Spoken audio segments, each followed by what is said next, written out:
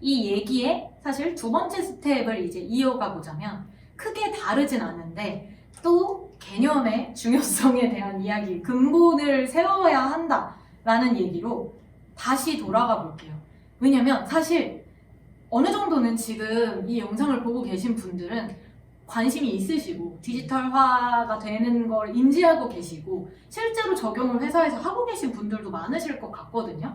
또 저희가 얘기하는 맥락에 공감도 하시고 근데 그 말이 이렇게 적용 하는 거 좋은데 실제로 쉽지 않다는 것도 체감하시는 분들도 많을 거예요. 국민은행이 우리나라 굴지의 은행이고 그분들도 굉장히 똑똑한 분인데 저렇게 나온 부분에는 가장 중요한 건 일단 이 툴들을 몰라서 이거를 도저히 이해하지 못해서가 아니라 마인드셋의 문제라고 생각이 들거든요. 그래서 두 번째로 중요하게 짚고 넘어가고 싶은 건 마인드셋 구축입니다. 그로스 해킹이라는 단어를 들어보신 분들은 또 관련해서 이런 트렌드도 들어보셨을 거예요. 제가 알기로 17년부터 혜성같이 그로스 해킹이라는 말이 막 등장을 했어요.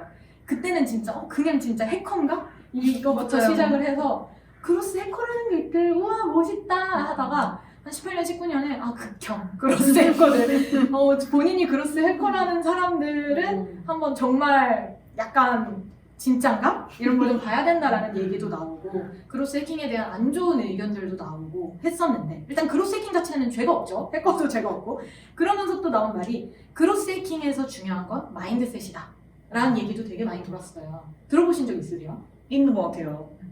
이거는 어느 한 개인이 할 수 있는 것도 아니고 그 개인이 진짜 나 GA4도 너무 잘 알고 앰플리튜도 잘 알아. 내가 있으면 당장 적용 가능해 라고 해도 실제 회사에 적용하는 건 다른 얘기다. 정말 놀랍도록 다른 얘기다 라는 거예요. 왜냐면 이렇게 되죠. 우리가 만약에 정말 짱짱인 진짜 DX화된 너무나 된 현대인이에요. 나는 완전 디지털화돼 있고 디지털 인간이다. 네. 너무나 잘할 수 있는 그로스 해커예요. 예를 들어서 근데 이제 회사에 갔어요. 그래서 제가 자 우리도 이제 앰플리튜드나 GA4를 활용해서 데이터 추적을 한번 해보시죠 라고 얘기를 했어요.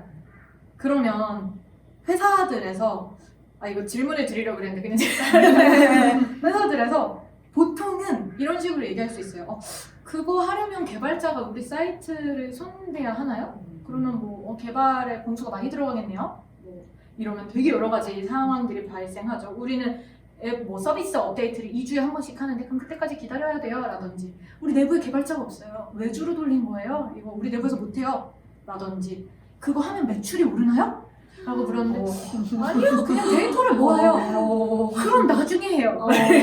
이렇게 되거나 정말 이런 경우들이 너무너무 많거든요. 근데 사실 여기에서 할 말이 없어요. 이 당위성에 대해서 당장 이거 한다고 매출이 100만 원에서 1000만 원 되는 건 아니란 말이에요.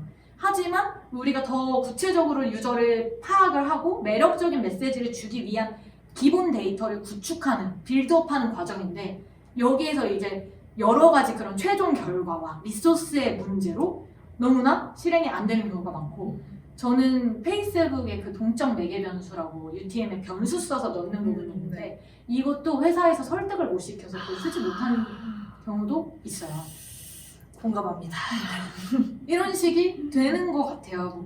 DB를 우리가 유저 분석 좀 해보려고 DB 데이터에서 이런 서울에서 하신 분들 데이터 추이를 보고 싶어요 라고 하면 데이터 팀이 아예 없기도 하고 아니면 이거 기한 올리시고 결제 6번 거치셔서 받으시면 다음 주 수요일에 받으실 수 있어요 라든지 이런 식의 얘기가 되는 현황.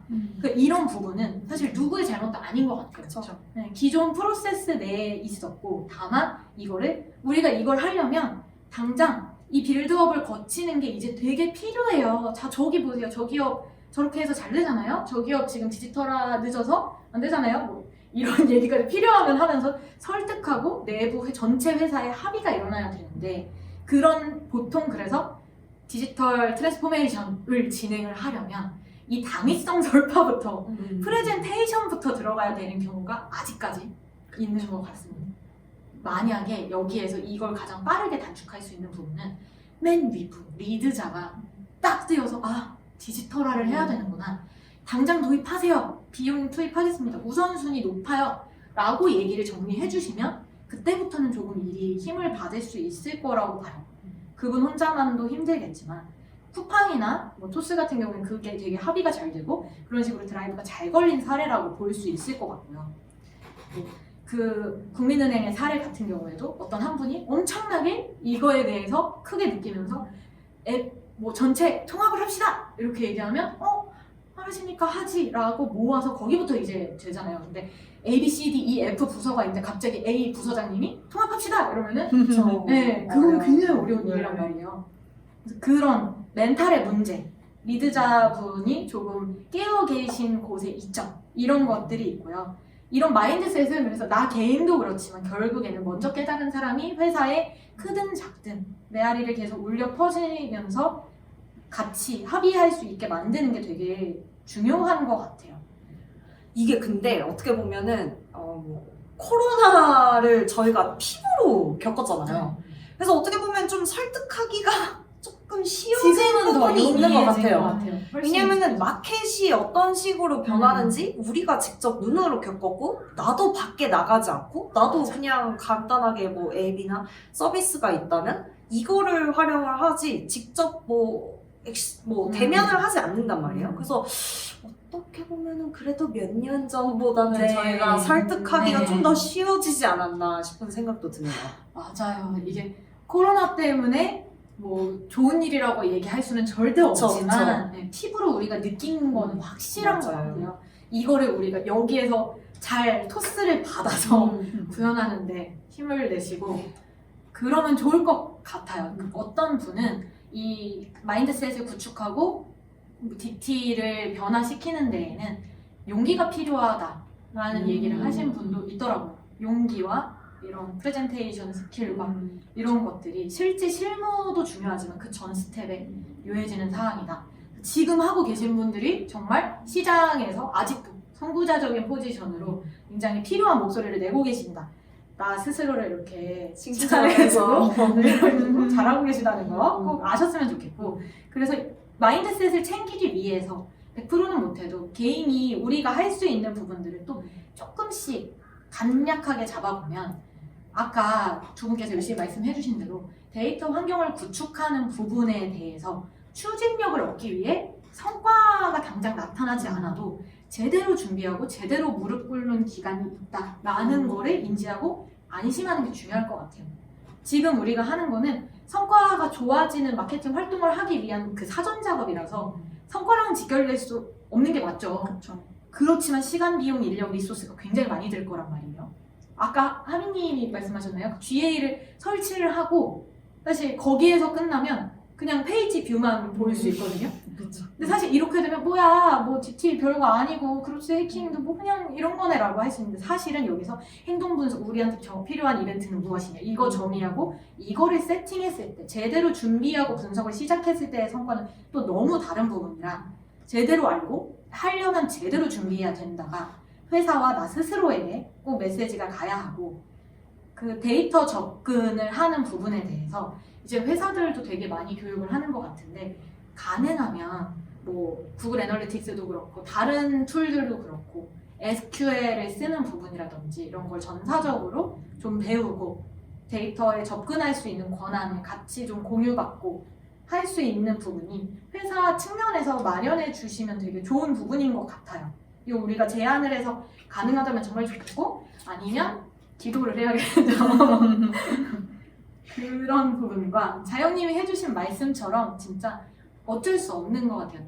뭐 마케터나 기획자나 PM, PO 분들은 물론이고 디자이너 분들도 어느 정도의 개발 용어에 대한 이해는 이제 이거는 그냥 시대가 우리 업무에 요구하는 롤 중에 하나라는 걸 우리가 받아들여야 되는 부분인 것 같아요. 나는 마케터라서 나는 솔직히 개발하는 거 다 모르는데? 라고 하면 내가 할 수 있는 풀이 너무 적어지는 건 사실인 것 같아요.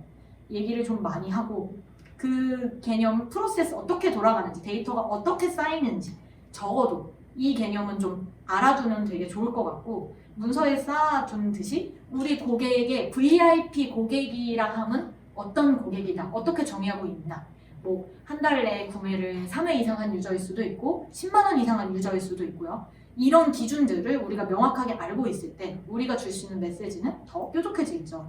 그리고 마지막으로 가장 중요한 건데 이거는 뭐 자성적인 측면도 있는데 이름만 호명 붙여놓고 만족하지 않는 게 정말 중요한 것 같아요. 우리 그로스 마케팅 팀을 개설합니다. 와 하고 실제 없는 원래대로 이제 그럴 수 있잖아요. 그쵸. 사실 네. 거기에서 만족을 해버리고 물론 시작이 반이지만 네, 반만 가는 경우를 우리가 혹시 그렇게 되고 있지는 않은지 계속 회고하고 리마인드 하면서 디벨롭 할 수 있는 상황을 만들어가는 거예요. 좀 어렵고 제안하는 게 부담스러울 수는 있어도 이런 부분이 되어야 실제적으로 진짜 실무로서의 그로스 해킹이 가능해지지 않을까 이런 생각이 있습니다. 여기까지가 마인드셋에 대한 두 번째 스텝 이야기고요. 네. 그래서 이렇게 이제 총 3단계 중에서 2단계를 왔는데 이제 앞서서 두 분이 디지털 전환이라는 그런 전투에 뛰어들 때 이제 우리가 물리적인 어떤 무기 그런 환경을 구축한 다음에 이제 마음가짐 그리고 어떤 전략 이런 2가지를 이제 다 완전히 준비를 끝마쳤다면 이제 저희는 물리적인 환경도 구축이 되어 있고 마인드셋도 구축이 되어 있으면 그걸 기반으로 여태까지 우리가 계속 이야기했던 어떤 데이터들 우리가 실질적으로 이제 획득해서 그거를 써먹을 수 있을 만한 것들을 얻게 되잖아요. 그래서 이제 그거를 얻게 됐을 때 이제 어떻게 하면 그걸 좀 더 잘 써먹을 수 있는지에 대한 얘기를 하는 게 이제 제가 마지막으로 정리하는 이제 3스텝인데